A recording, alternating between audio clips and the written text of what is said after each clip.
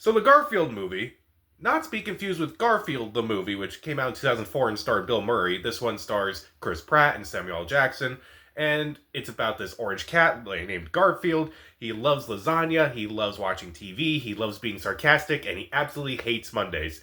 So he winds up running into his long lost dad, and he has to help his dad try to get out of a sticky situation. And that's this movie.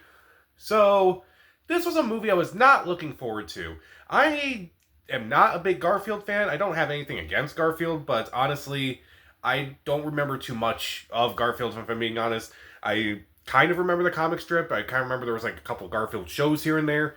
I even remember seeing the movie, but I don't remember anything about the movie. So, not this movie, but the one that starred Bill Murray. But, yeah, I don't remember anything from that movie all those years ago. And so I kind of went to this. It looked like a generic kids movie that didn't really do too much for me. And honestly, yeah, there's really not a whole lot to say about this movie. This is just an incredibly generic kids movie. And it just feels like they didn't really know what to do with it. And it's like, how are we going to sell this? This movie feels completely unsalvageable. It's like, how are we going to sell this? Why don't we put it as a well-known property and try to sell it that way? And I think that's how they made it. It's like they kind of try to... There's like a wheel. It's like, okay, what movie can we turn this into? Like, what kind of movie can we turn this into? What old property can we use for this movie? And it just landed on Garfield, and that's this movie, basically.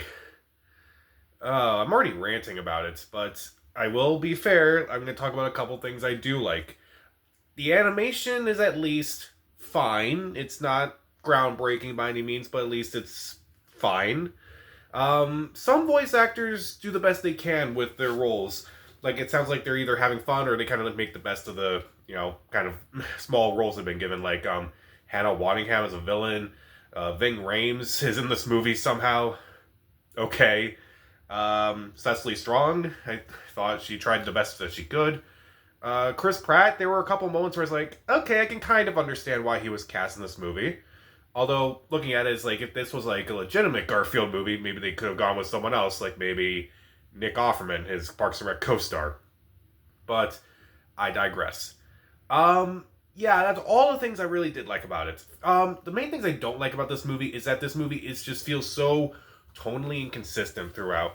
Like, there's supposed to be, like, these, like, zany, over-the-top, over-the-top ridiculous scenes and such.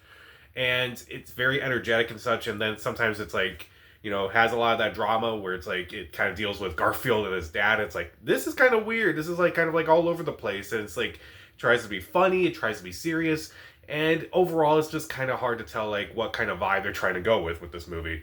It was just too inconsistent. And also, it was way too energetic.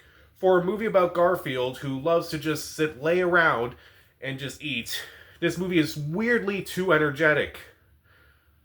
I'm amazed. Like, how do you just do the exact opposite of what you're trying to do? I mean, even Bill Murray's was kind of lazy. They even turned this into a Mission Impossible movie at one point, complete with not just Ving Rhames being this movie, but also Mission Impossible score is in this movie. There's even a mention to Tom Cruise in this movie. There are a lot of pop culture references in this movie, and I feel like a lot of people are not going to get the pop culture references. There was even one to Daniel Day-Lewis, and I'm like, that one's a bit of a stretch. That one was a bit of a stretch. Tell me what, elementary school kid is going to know who the hell Daniel Day-Lewis is. I don't get it. I really don't get it. Meanwhile, there are some voice actors in this movie that I didn't really care for. Nicholas Hoult, who I think can be a really good actor. He was really good in The Menu. I even thought he was good in Renfield. Mad Max Fury Road. He's a really good actor. His character is just so boring. And it's like, I guess it was kind of good because I really couldn't tell that was him half the time. But at the same time, it's like, I really don't like your character. You're kind of just like, it's kind of just thrown, they kind of like just throw people into this movie for no real reason, really. Snoop Dogg does a voice in this movie. Snoop Dogg plays a cat, and they really try to build that up. Snoop Dogg is a cat in this movie. So how many scenes does he get? One scene where he speaks with 2 lines. And that's a big selling point. The joke is already there. It's like, the joke sold itself. Snoop Dogg plays a cat. there's just a lot of really weird random celebrities in this movie. Okay, some people I can understand why they're in this movie. You know, people who are known for comedic stuff, like, you know, there's people from Saturday Night Live, there's people from Ted Lasso, people from Abbott Elementary in here. And at least those make sense because, like, they're all kind of, you know, they're comedies, they're sitcoms and such, or they're at least known for being comedic rather than, like, you know, you get what I'm trying to say. Like, it has, like, all these, like, really funny people attached to it, and yet you have these other random people who are in it. Like Chris Pratt, who, you know, I like Chris Pratt. I think he's a really good actor, but, like, I just felt like he was good half the time, but then the other half of the time, not so much. Why is Snoop Dogg in this movie? Why is Nicholas Hoult in this movie? Why is Samuel L. Jackson in this movie? Somehow, this is the second terrible movie that he's done where he's voiced a cat. If I had a nickel for every time that happened, I only have 2 nickels. That doesn't sound like a lot, but it's weird that it's happened twice. Harvey Guillen voices Odie. Okay, after his performance in Puss in Boots, why waste it? Like, why waste it? Like, I'm not even talking about, like, how this is not really accurate to Garfield. Because clearly, it doesn't want to be a Garfield movie. It just kind of wants to be this incredibly generic kids movie that is just trying to say, we'll just entertain you for, you know, an hour and a half, and that's it. And I know a lot of people say that, you know, it's a kids movie, so why rip it apart, or, like, why kind of, like, make fun of it so much? Because I feel like a lot of kids movies out there do get a bad rep, and I feel like sometimes when there's a bad kids movie like this one, it kind of gets lumped into a category with good kids movies, and they kind of, like, get rolled into one, basically. And I don't like that. There are great kids movies out there, or great animated movies out there that may be for kids, but they may be more adult than some actual adult movies out there. Like, you know, Spider-Man Across the Spider-Verse was more adult than some other movies that I saw last year. Or movies like the Lego Movie, which also starred Chris Pratt, was a fantastic movie.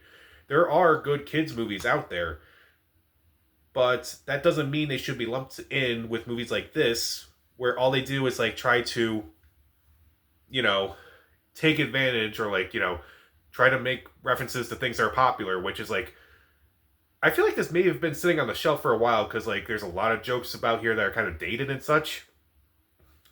But it's just a generic kids movie where it's like, okay, we'll try to get it out as soon as possible, try to make all these references to things that people will recognize, and that's it.